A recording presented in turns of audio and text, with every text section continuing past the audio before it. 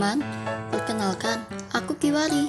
Pada video ini, aku akan menjelaskan kepada teman-teman cara membuat media pembelajaran melalui aplikasi Canva. Sebelumnya, pastikan kita sudah mengunduh Canva terlebih dahulu ya. Atau bisa ke websitenya langsung, yaitu www.canva.com.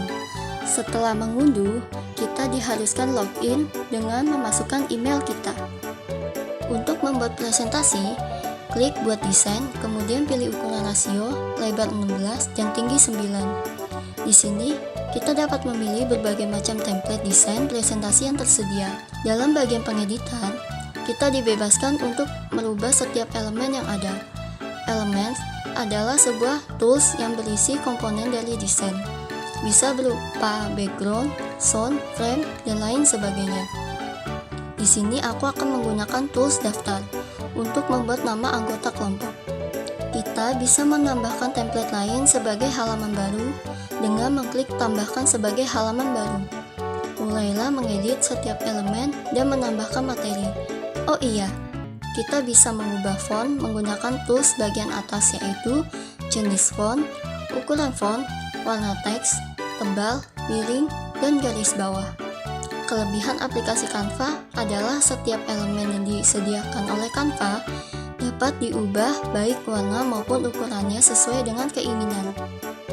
Selain itu, Canva juga menyediakan elemen dalam format bingkai dengan berbagai macam bentuk yang dapat disisipkan foto di dalamnya sesuai dengan bentuk bingkai yang dipilih. Untuk menambahkan elemen, teman-teman bisa mengklik grafis dan mengetikkan elemen yang ingin dimasukkan. Gambar yang dapat ditempelkan dalam desain tidak hanya elemen, namun Canva juga menyediakan tools foto yang disediakan dalam jumlah yang banyak dan beragam, sehingga kita dapat memilih foto yang sesuai dengan desain. Kemudian, aku akan menjelaskan proses pembuatan komik di aplikasi Canva. Kita perlu membuat desain baru dengan ukuran sesuai kebutuhan. Kemudian, pada kolom pencarian, ketik grid untuk menambahkan elemen garis-garis komik. Nah, kali ini aku akan menggambar komik menggunakan fitur gambar. Teman-teman bisa lihat bahwa di sini tersedia berbagai macam jenis alat untuk menggambar. Ada pena, spidol, pena menyorot, dan penghapus. Jangan lupa tambahkan teks pada tools teks dan mencari jenis font yang sesuai. Untuk mengekspor gambar yang telah dibuat, klik bagikan. Pada bagian kanan atas, kemudian klik unduh. Kita bisa memilih berbagai jenis format file. Pada kali ini, aku akan memilih format PNG karena hasilnya yang lebih jernih. Kita tinggal menunggu Canva memproses hasil desain kita, dan desain kita akan otomatis masuk ke dalam folder pada laptop kita. Pada tools unggahan, klik unggah file dan pilih file gambar yang telah disiapkan. File tersebut akan otomatis masuk ke dalam galeri di Canva. Kita hanya tinggal mengklik gambar tersebut dan tada! Gambar yang telah kita buat masuk ke dalam salin dia. Sama seperti mengekspor gambar, klik bagikan, kemudian pada jenis file, pilih format PPTX untuk hasil akhir yang berupa PowerPoint.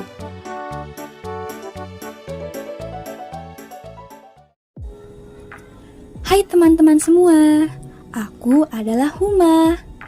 Sebelumnya, kalian sudah melihat kan cara membuat salindia presentasi di Canva?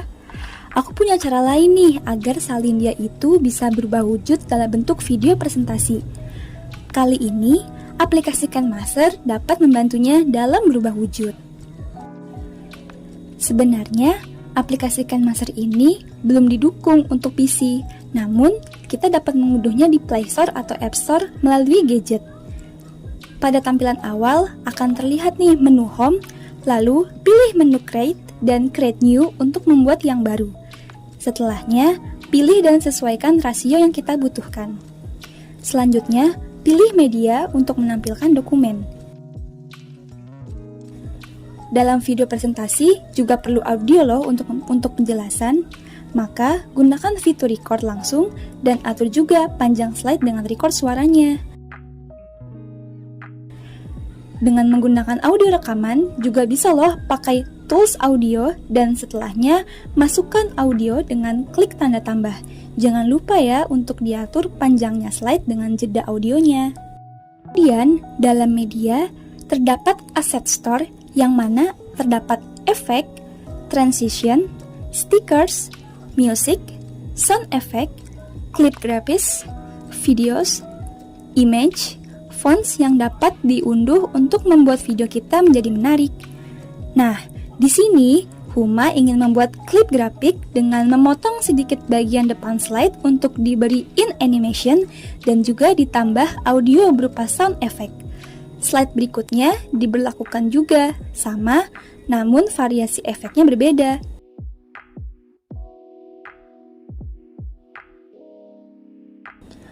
Huma juga menambahkan background seperti di video.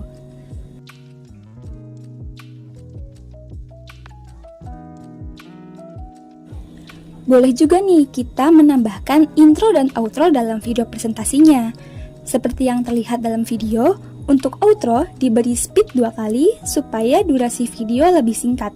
Kemudian pilih lambang di pojok kanan atas untuk menyimpan video dan pilih resolusi dan frame rate sesuai keinginan kalian.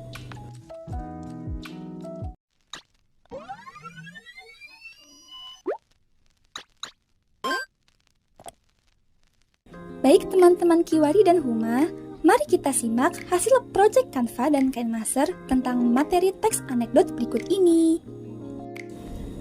Dalam teks anekdot ada beberapa materi yang akan dibahas, yaitu pengertian anekdot, pengertian lawakan tunggal, struktur teks anekdot, fakta dan opini dalam teks anekdot, dan contoh anekdot berupa komik. Pengertian anekdot. Pernahkah kalian membaca sebuah cerita lucu sekaligus mengandung kritik atas fenomena sosial yang terjadi di masyarakat? Teks seperti itu disebut dengan anekdot. Di balik humor atau lelucuan yang ditampilkan, anekdot memiliki pesan yang diharapkan dapat memberikan pelajaran kepada khalayak ramai. Oleh karena itu, isi cerita sebuah anekdot harus mengangkat tema atau masalah yang benar-benar terjadi dan dirasakan masyarakat. Lalu ada pengertian lawakan tunggal. Lawakan tunggal atau komedi tunggal merupakan penyajian lawakan yang dilakukan oleh seorang diri di atas panggung.